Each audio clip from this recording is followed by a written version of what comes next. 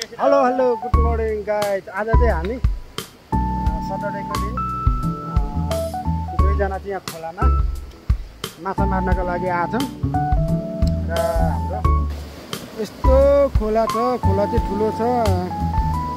उहाँ चाहिँ जालारी हो हाम्रो। हेलो जालारी।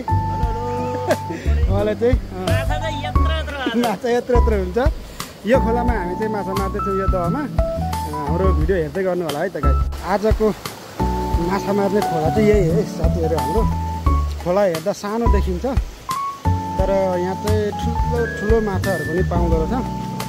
हामीले त्यही ठुलो माछा देखेकोले आज चाहिँ शनिबारको दिन छुट्टीको दिन माछा मार्न आउँछौँ। र यो दहमा पनि माछा मार्ने माथिल्लो दह त्यो माथि झरेको झरना त्यहाँबाट पनि हामी माछा मार्ने भरे। तर हामी अहिले चाहिँ तल छन् साथीहरू। म चाहिँ अलिक माथि हो।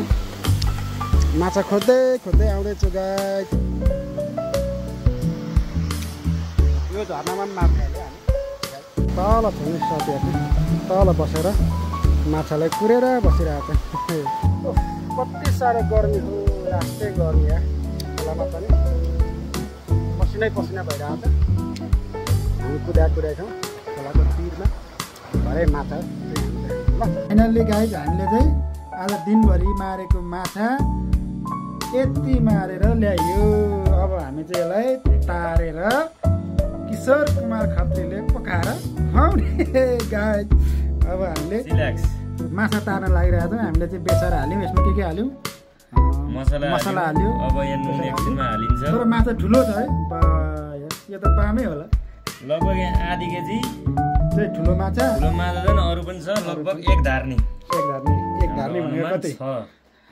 2.5 किलो होइन? त्यही दिनको कमाइ भनेको 4200 जति हुने रहेछ।